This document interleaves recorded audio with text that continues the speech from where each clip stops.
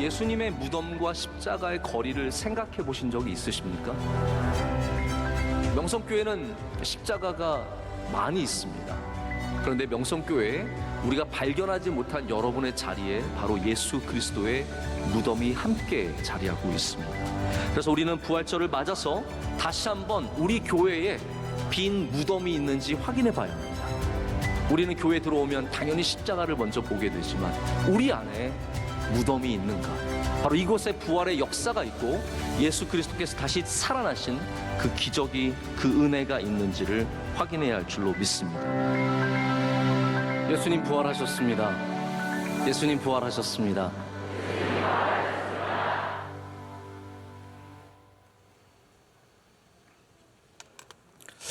예수님 부활하셨습니다 라는 인사는 세계 공통의 부활절 인사입니다. 오늘도 이 복된 기쁜 소식을 함께 외쳐보겠습니다. 예수님 부활하셨습니다.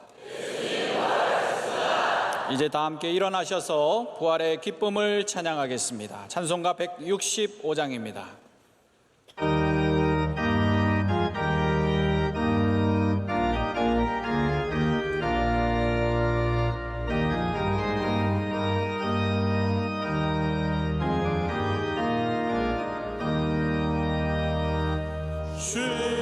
주님께 영광, 다시 사신 주, 사망 권세 모두 이기시네. 힘은 천사 돌을 옮겼고 누우셨던 곳은 비어 있었네. 주님께 영광, 다시 사신 주, 사망 권세 모두 이기시겠네. 부활의 주님 나타나시사 두려움과 의심 물리치셨네. 주의 교회 기도 찬송하여라. 다시 사신 주님, 주는 이겼네. 주님께 영광, 다시 사신 주, 사망 권세 모두 이기시네. 생명의 인구, 영광의 주님, 주님 없는 삶은 헛된 뿐이라. 주의 사랑으로 세상이 요란 건너 오냐 가게 하소서. 주님께 영광, 다시 사신 주, 사망 권세 모두 이기시었네.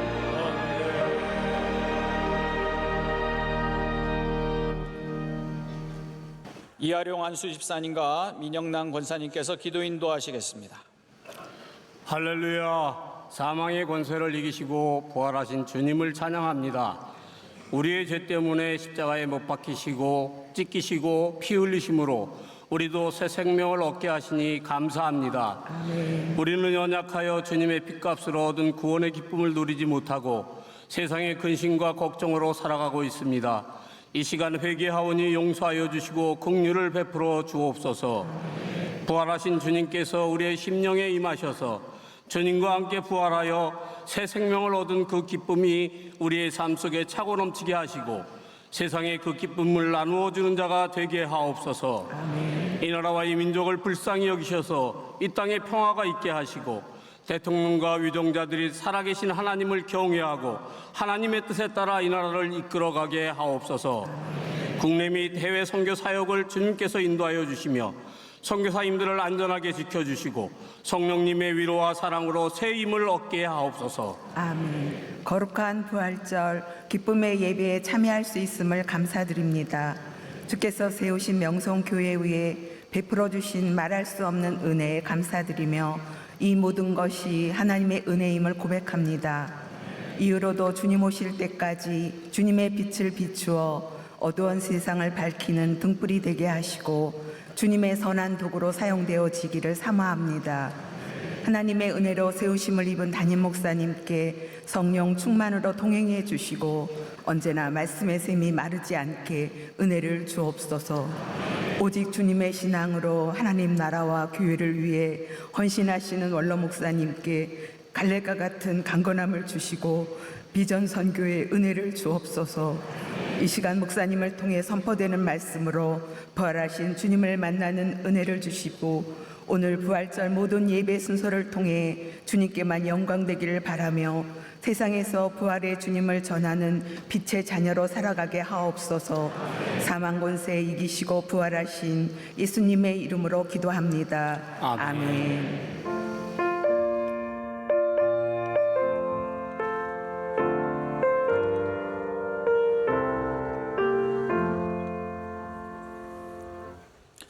오늘 하나님께서 주신 말씀은 로마서 1장 13절에서 17절까지 말씀입니다. 로마서 1장 13절에서 17절까지의 말씀을 임성만 안수 집사님과 이중희 집사님께서 성경 봉독해 주시겠습니다.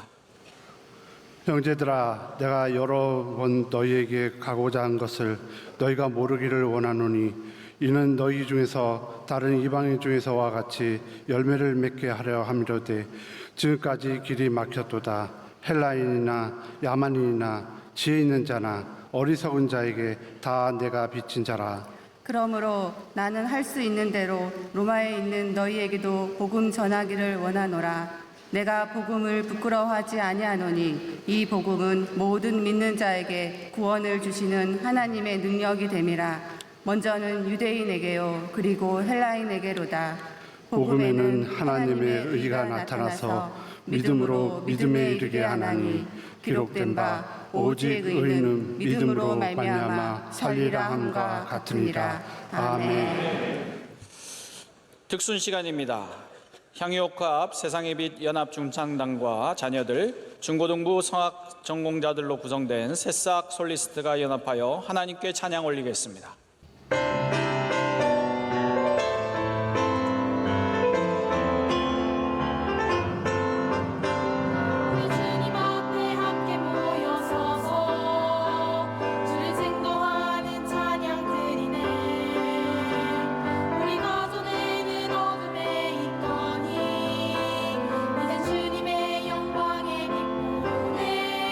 우리를 위하여 주님 부활하셨도다.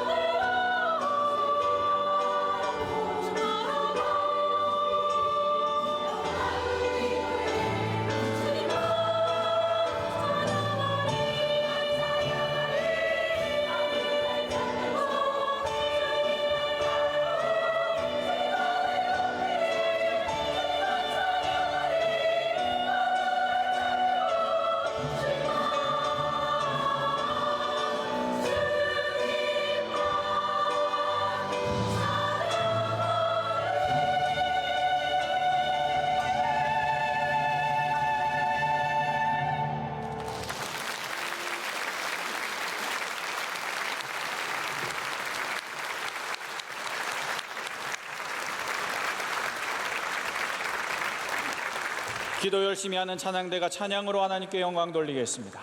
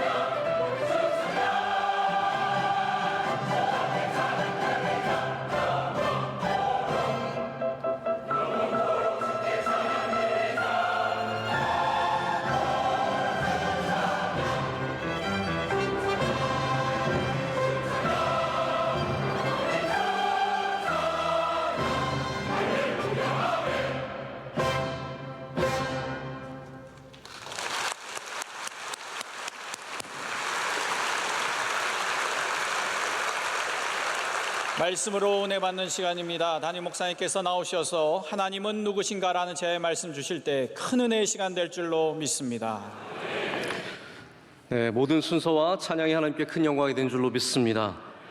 여러분께 부활절의 인사를 드립니다. 예수님 부활하셨습니다. 네, 서로 옆에 분들과 인사하실까요? 예수님 부활하셨습니다. 오늘 여러분에게 기쁨과 감격이 넘쳐나는 하루가 되시기를 축복하고, 오늘 입술에 끊임없이 예수님 부활하셨습니다의 인사가 있으시기를 축복합니다.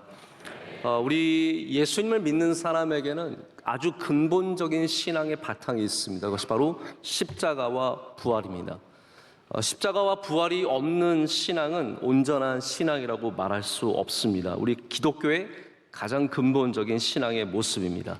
교회도 마찬가지입니다. 교회는 도덕과 윤리 위에 서 있는 것이 아니라 예수 그리스도와 그리스도의 십자가와 부활 위에 서 있습니다. 예수님의 십자가와 부활은 복음입니다. 오늘 말씀 본문에 나오는 이 복음이 바로 예수 그리스도의 십자가와 부활을 말하고 있습니다. 여러분께서 복음을 믿는다라고 할 때 여러분은 어떠한 생각을 가지십니까? 복음이라는 것이 무엇일까요? 가스펠, 복음, 에반겔리온, 복음, 좋은 소식, 이것이 과연 무엇이겠습니까? 우리가 믿는 복음은 바로 하나님께서 우리를 사랑하셔서 독생자들 예수 그리스도를 이 땅에 보내주셨고, 그 예수 그리스도께서 말씀이신 주님께서 우리를 위해 죽으시고 우리의 죄를 사해 주시고, 그리고 죽음의 권세를 이기시고 다시 사신, 이것을 복음이라고 저는 믿습니다. 여러분도 이 복음을 믿으셔야 영생을 얻게 되며 구원을 얻게 되며 이 땅에서의 삶을 믿음으로 살게 됩니다. 제가 복음이라는 것을 사전에서 뭐라고 의미를 갖고 있는지를 좀 찾아봤는데 의외로 굉장히 맞는 얘기를 하고 있어요. 그래서 사전만 잘 봐도 믿음 생활 잘하겠다 생각을 해봤는데요. 사전에 뭐라고 되어 있냐면요, 예수 그리스도의 계시 혹은 가르침이라고 하고요. 두 번째로는 신약성경 첫 4권에 나온 예수 그리스도의 생애와 가르침이라고 하고 있습니다. 예수 그리스도의 계시라는 것이 무엇입니까? 바로 말씀이신 예수 그리스도의 존재를 말합니다. 주님의 모든 것이 복음이고 주님께서 가르쳐 주신 것이 복음이라는 거죠. 이 복음은 예수 그리스도를 응축하고 있는 모든 것들이 다 이 복음 안에 담겨져 있습니다. 그래서 우리가 주님을 믿을 때 우리는 죄와 사망에서 구원함을 얻어서 영원토록 생명을 누리는 주의 백성들이 되는 줄로 믿습니다. 그리고 그 복음은 오늘 본문에 말씀하듯이 헬라인이나 야만인이나 지혜 있는 자나 어리석은 자에게나 다 구원을 베푸는 능력을 갖고 있다라고 하고 있습니다. 여러분, 이것이 바로 하나님의 능력입니다. 하나님의 능력은 이 복음이 우리가 특별한 지식과 능력과 지혜를 가져서가 아니라 우리는 부족하지만 이 복음을 믿는 것 자체로 구원을 얻게 하신다라는 것이죠. 하나님의 능력이 복음에 나타나서 우리의 능력으로 구원을 얻는 것이 아니라 이 복음을 믿는 모든 사람들은 구원에 이르게 된다는 말입니다. 제가 오늘 부활절에 왜 하나님은 누구신가라는 제목을 정했겠습니까? 왜 부활의 얘기가 아니라 하나님에 대해서 얘기하겠습니까? 사실 부활절이라고 하는 이 부활의 귀한 절기에 많은 사람들이 예수님의 부활만 보고 있지만 이 부활을 쓰고 이 부활을 이루신 하나님의 모든 메시지가 그 안에 담겨 있음을 저는 생각해 보게 되었습니다. 그래서 오늘 이 부활절의 아침에 여러분과 함께 왜 하나님께서 이 부활을 이루셨는지, 이 부활 안에 담겨져 있는 하나님은 어떠한 분이신지를 좀 함께 생각해 보자라는 것이죠. 우리가 작가를 보면은, 작품을 보면 작가를 조금 이해하는 부분들이 있습니다. 예를 들어서 반 고흐의 작품들을 보면 반 고흐라고 하는 사람을 조금 이해할 수 있습니다. 수많은 아름다운 작품들을 보면서 이 작품을 그린 사람이 어떠한 사람인가, 혹은 문학작품, 톨스토이의 작품이든 도스토옙스키의 작품이든 수많은 귀한 문학작품들을 보면서 이 글을 쓴 사람의 모습, 그 사람의 삶은 무엇인가를 생각해 보게 되지 않겠습니까? 제가 고난주간 동안에 평소에 안 들어봤던 말러의 부활이라고 하는 심포니 2를 계속해서 좀 들어봤습니다. 이 부활이라고 하는 주제가 너무 굉장히 귀해서 제가 별로 친하지 않는 말러는 굉장히 어려운 작곡가로 알려져 있지 않습니까? 저는 그냥 심포니 5는 좀 쉽고 듣기 좋으니까 종종 듣지만 2는 처음 들어봤습니다. 근데 특별히 5악장에 가면은 합창과 독창, 중창이 계속 나오면서 아주 오묘하고 아름다운 음악의 힘을 느끼게 하는 감동과 은혜가 있었습니다. 근데 저는 솔직히 이 교향악 계속 들으면서 말러가 누구인지 단 조금도 이해할 수가 없겠더라고요. 음악이 너무 난해하고 힘듭니다. 아마 말러를 이해하시는 분들은 굉장히 클래시컬 음악의 아주 깊은 교양을 갖고 계신 분들이나 작곡가들, 음악가들, 지휘자나 훌륭하신 분들 외에는 말러를 잘 모를 것 같아요.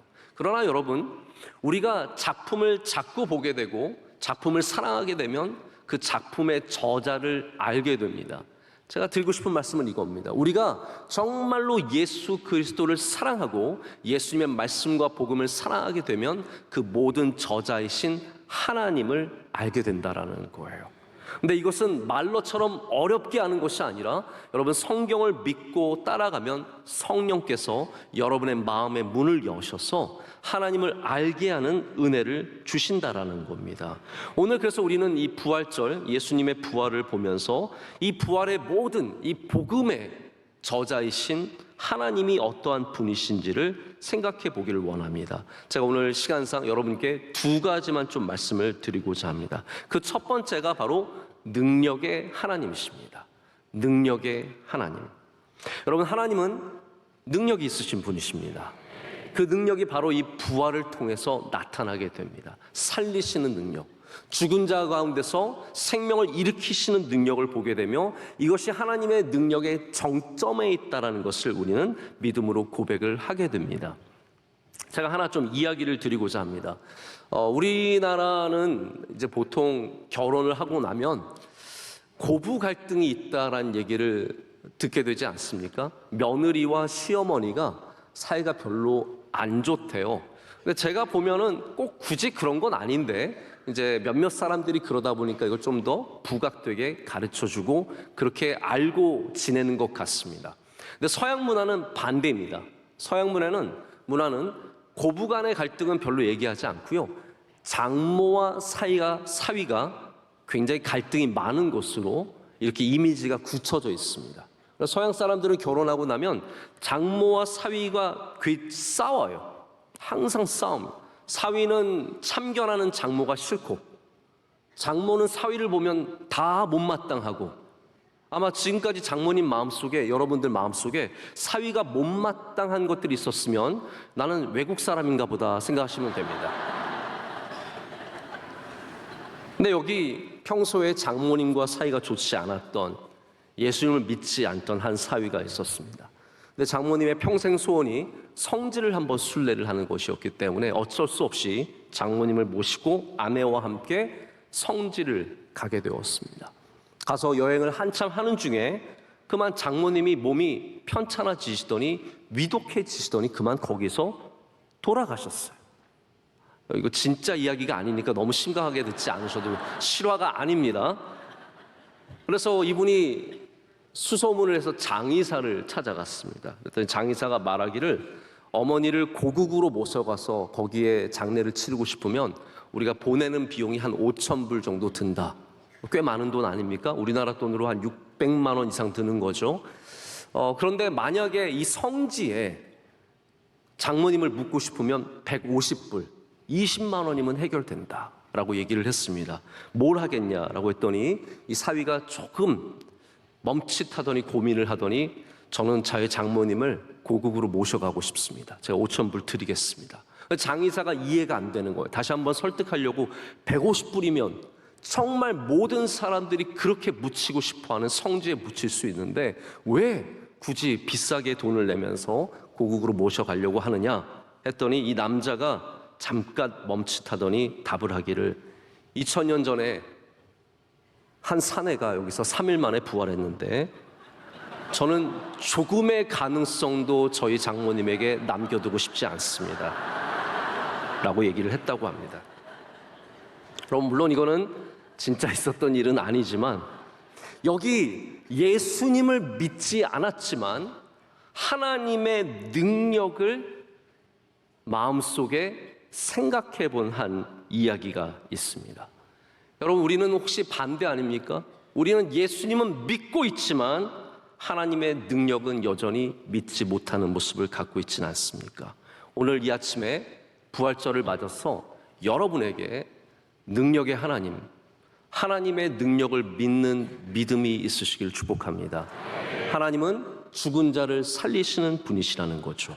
우리는 부활의 사건을 통해서 하나님의 능력을 만납니다. 성경은 하나님의 능력으로 가득합니다. 여러분, 성경 전체를 메시지라고 하지 않습니까?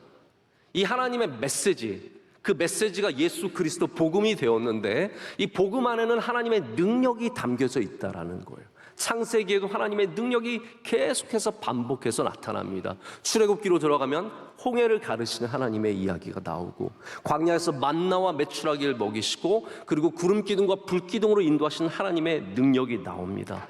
하나님께서 주의 종들을 통해서, 엘리야와 엘리사 같은 종들을 통해서 놀라운 일들, 그래서 젖은 장작에 불을 내리시고 모든 것들을 태우시는 능력을 보여주실 뿐만 아니라 죽은 자를 살리시고 기름, 떨어진 기름을 계속 채우시는 그런 수많은 능력들을 보여주십니다. 여러분, 이 능력의 정점에 예수 그리스도의 부활이 있다는 것이죠. 우리가 그것을 알지 못하면 그냥 부활은 개별적인 사건으로 지나지 않지만 이 부활은 바로 메시지 안에서, 복음 안에서 계속해서 이어지는 하나님의 능력을 나타내는 일입니다.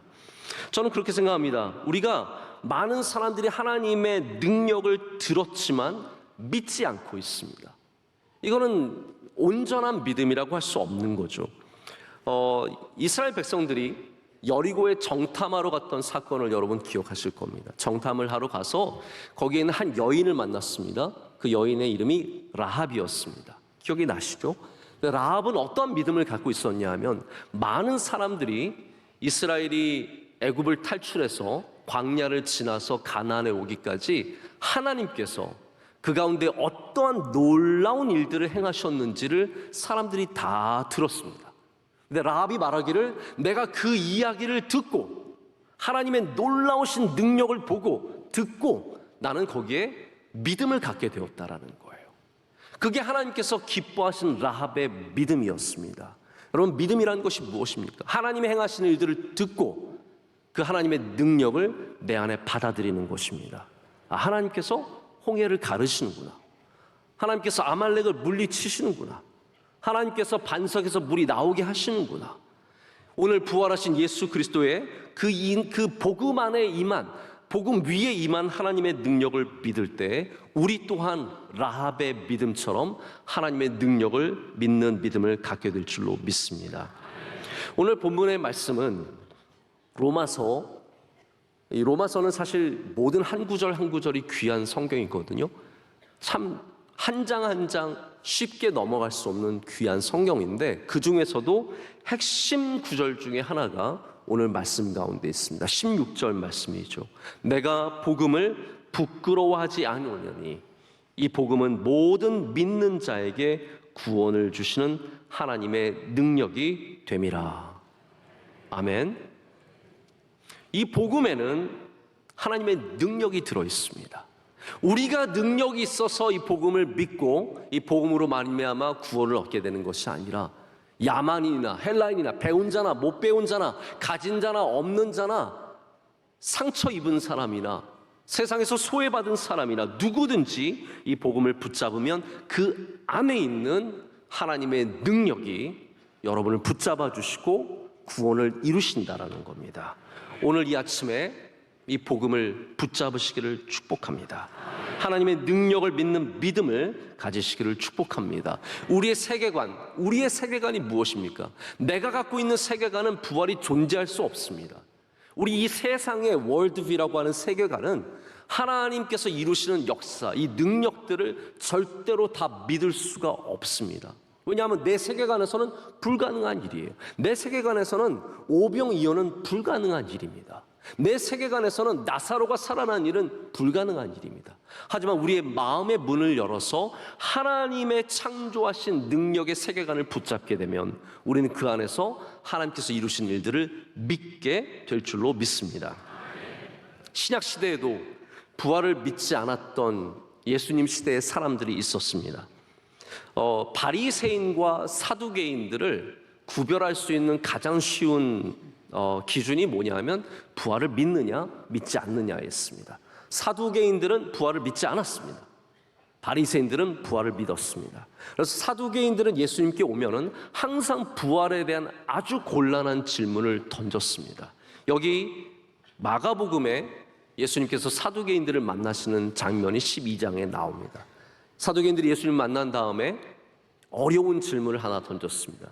유대인의 관습은 형이 상속자를 갖지 못하고 죽으면 그 동생이 형의 아내를 취하게 되어 있습니다.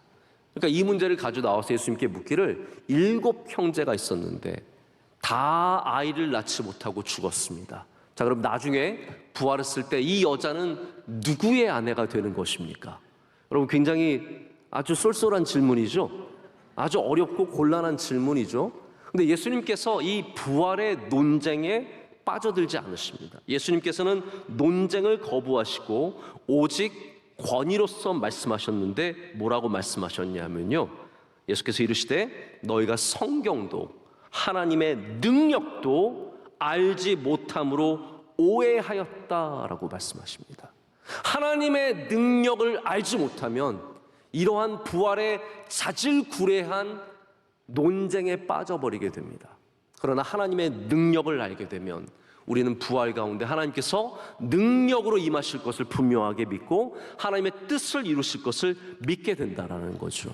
여러분, 부활은 우리가 도저히 상상할 수 없는 일입니다. 저 너머의 일입니다. 본 사람도 없고 경험한 사람도 없습니다. 우리가 객관적으로 또 세상의 지식으로 풀어낼 수 없는 신비한 일입니다. 그러나 분명한 것은 하나님의 능력으로는 가능한 일이라는 거예요. 그렇기 때문에 오늘 여러분에게도 하나님의 능력을 믿는 믿음이 있으시길 축복합니다. 고린도후서 13장 4절에는 바울이 이렇게 적고 있습니다. 그리스도께서 약하심으로 십자가에 못 박히셨으나 하나님의 능력으로 살아계시니 우리도 그 안에서 약하나 너희에게 대하여 하나님의 능력으로 그와 함께 살리라. 여러분, 우리가 강해서 사는 것이 아니라는 거죠.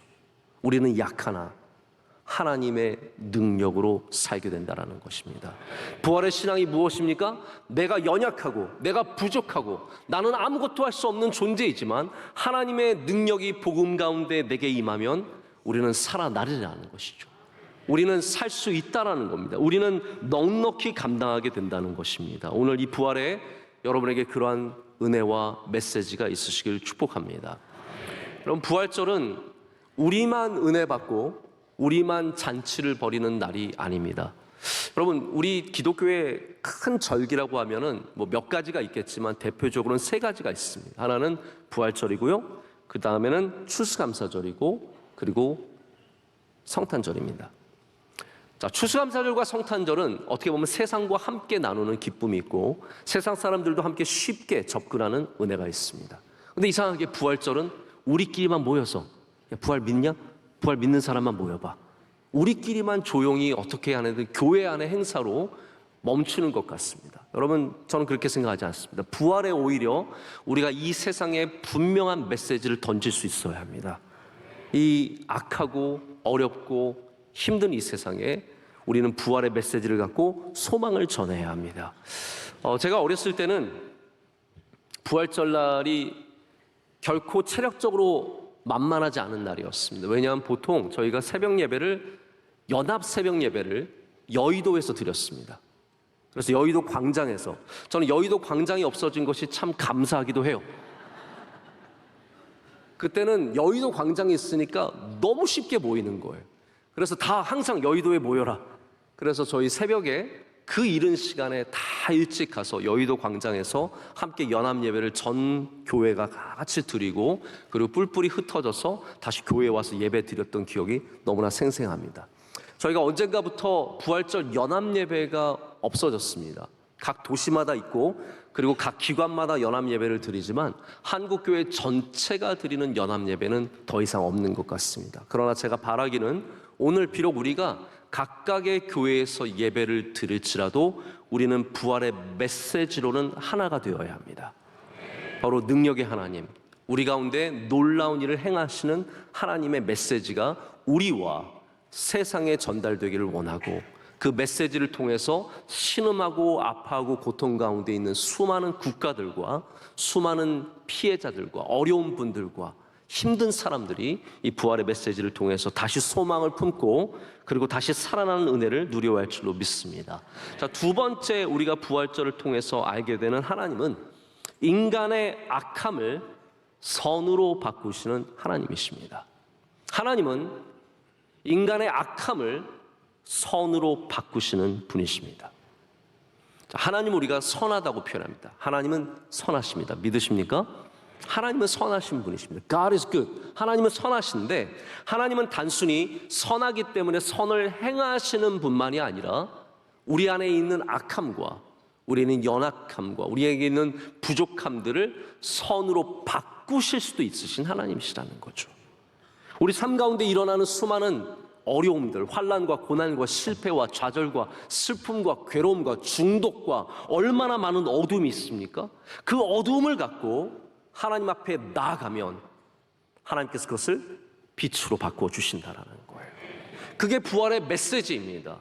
죽음의 어둠 속에 있었던 예수 그리스도를 하나님께서 다시 빛으로 끌어내셨고 다시 생명으로 나오게 하셨으며 인간이 행한 수많은 악함, 유대인들이 공모했습니다. 모략을 세웠습니다. 주님을 죽이기 위해서 온갖 모의를 다해서 결국은 십자가에 못 박혀 죽였는데 그 악함을 하나님께서는 변화시키셔서 온 인류를 구원하게 하시는 부활의 역사를 이루어내셨다라는 거예요. 이게 우리가 오늘 부활절에 만나는 하나님이십니다. 하나님이 누구십니까? 악을 선으로 바꾸시는 분이십니다. 성경에는 그러한 중요한 사건들, 예들이 많이 나옵니다. 대표적으로는 창세기 50장 20절에 있는 요셉의 고백입니다. 요셉의 형들이 그를 죽이려고 했지만 요셉이 뭐라고 합니까?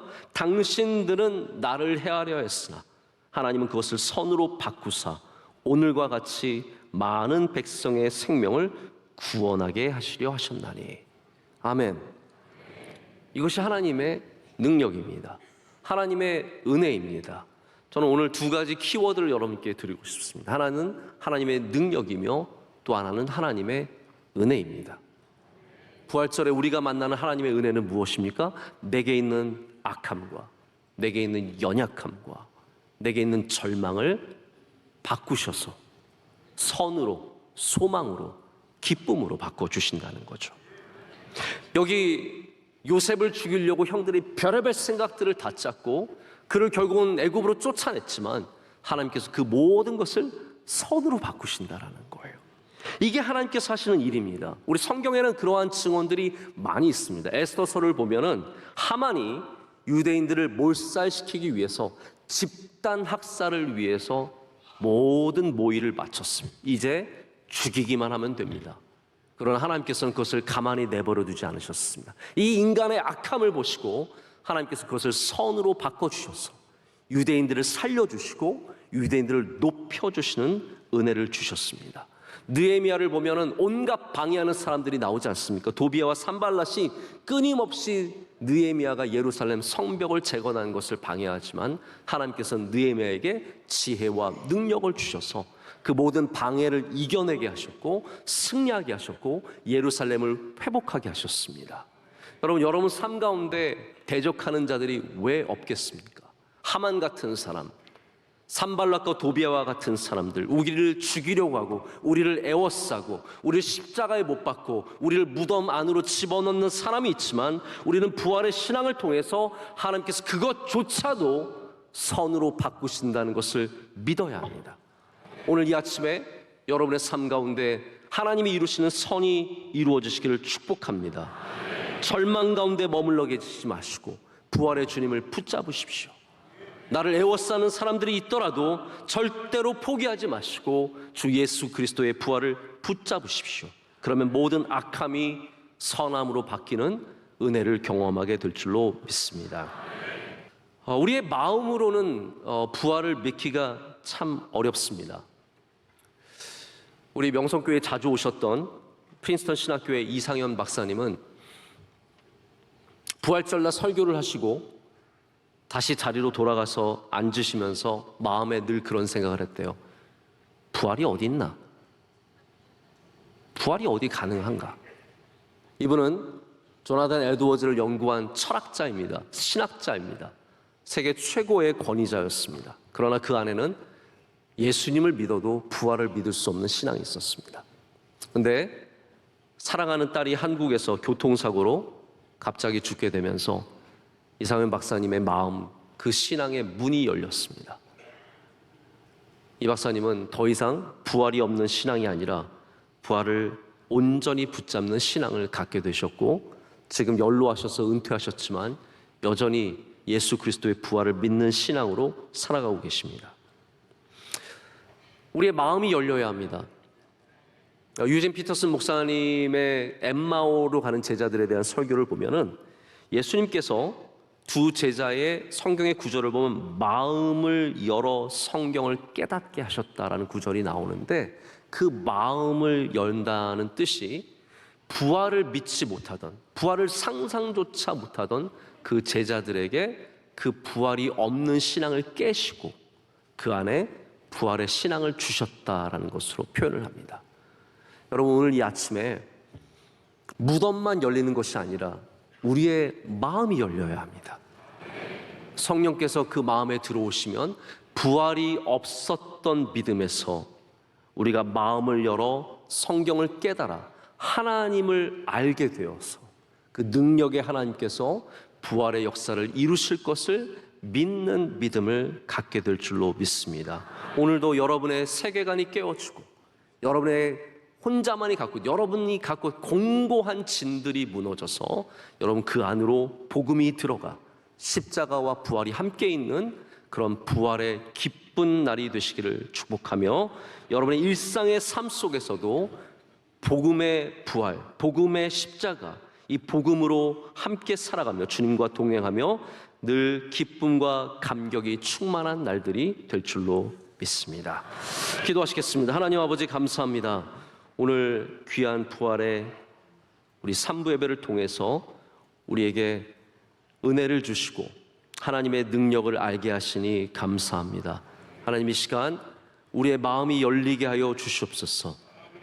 여전히 부활을 믿지 못하고 하나님의 능력을 믿지 못하고 하나님의 은혜를 알지 못했던 그런 믿음에서 벗어나 이제는 우리가 하나님의 놀라운 능력들을 마음으로 믿어 고백하며 하나님의 선으로 바꾸시는 은혜를 알게 하시고 또한 고백하게 하여 주시옵소서. 부활의 감격과 기쁨이 우리 모든 성도들의 삶 가운데 넘치게 하여 주시옵소서. 예수님의 이름으로 간절히 기도드립니다. 아멘. 부활절을 맞이하여 남성교회 회장단에서 찬양을 준비하였습니다.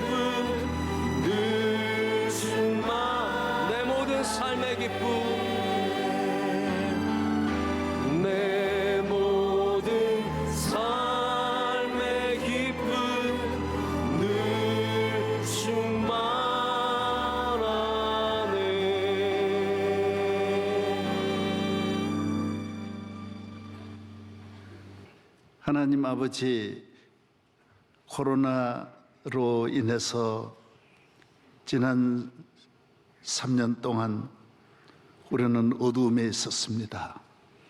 부활의 주님, 온 세계의 부활의 기적을 주옵소서. 북한 땅에도 그리고 우크라이나의 전쟁도 부활의 주님 전쟁을 멈추어 주시고, 튀르키예, 시리아, 온 세계에 고통당하는 모든 민족들을 위로해 주시고 회복하여 주옵소서. 대한민국 해외에 나가는 700만 디아스포라 위에 함께 하시고, 우리 모든 성도들이 부활의 주님 안에서 하나님의 무한한 능력, 악을 선으로 모든 문제를 해결하시는 능력의 주님을 만나고 경험하게 하시기를 성부와 성자와 성령의 이름으로 축원하옵나이다. 아멘.